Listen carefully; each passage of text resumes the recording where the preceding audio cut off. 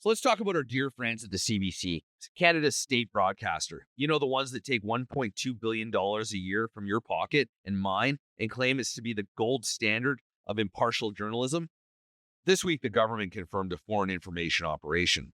A coordinated CCP propaganda campaign ran on WeChat, targeting Chinese Canadian voters. The content amplified Mark Carney, portraying him as a tough opponent to the U.S., a polished leader, a global economic mind. In other words, election propaganda, done through the digital backdoor, paid for through yuan, but packaged in pro-Carney wrapping paper. So what did the CBC do? How did Canada's flagship taxpayer-funded news outlet report the fact that a hostile foreign regime was actively boosting one of the two people who could become prime minister? They ran with this headline, and I'll quote, "Securities officials report a Beijing-linked online operation focused on Carney," end quote. Focused on Carney. Not for, not in support of, not benefiting, just focused. That's like saying the Titanic was focused by an iceberg. No context, no clarity, no honesty. This is not just misleading. It's deliberate narrative engineering, and it's happening from the very outlet being funded to protect democracy through journalism. Let's be crystal clear. Mark Carney was not targeted. Mark Carney was elevated. Joe Tate was targeted, and Canada was compromised. Joe Tate, a Canadian citizen, was hit with an HK $1 million bounty by Hong Kong authorities for being a pro-democracy voice and critic of Beijing. Paul Chiang, a sitting Liberal MP, then parroted that bounty on Canadian soil by saying anyone could take Tate to the Chinese consulate and collect the reward. Who was threatened? Joe Tate. Who was intimidated? Every single Chinese Canadian dissident who saw that and thought, I'm next. Who stayed silent? Mark Carney. And who twisted the narrative to make it seem like Carney was the victim? The CBC. Why? Because the Liberal Party is the golden calf. Because Carney is the heir to Trudeau's throne. And because foreign interference, when it benefits the right side, isn't a scandal, it's strategy. This is the core rot.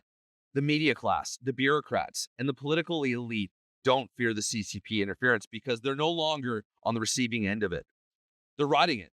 And the CBC is the public relations wing, dutifully airbrushing every single scandal and laundering every single talking point. So let's stop pretending this is about journalism. This is about control. The narrative must be protected. The Liberals must be shielded. And Mark Carney, the candidate Beijing likes, must be portrayed not as a foreign beneficiary, but as a poor, innocent man just caught in the crossfire. No, he wasn't caught. He was carried. And the only people paying the price, Joe Tate, his community, and Canada's democracy.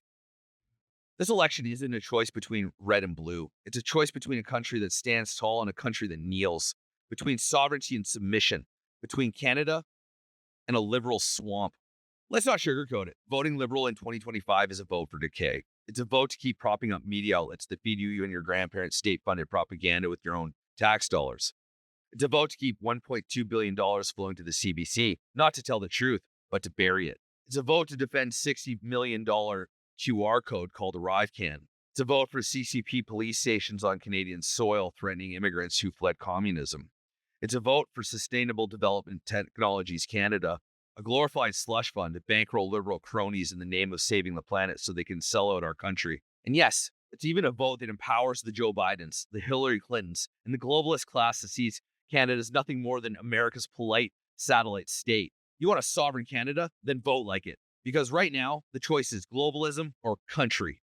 The Liberals want you complacent, taxed to the bone, locked down in red tape, and paying carbon taxes while they fly to Davos and shake hands with bureaucrats who couldn't find Alberta on a map. Vote blue. Vote to unlock Canada's energy. Vote to cut the shackles of regulation. Vote to build a military that can defend the Arctic. Vote to defend our industries, our families, and our borders, not Beijing's interest. Vote to bring it all home.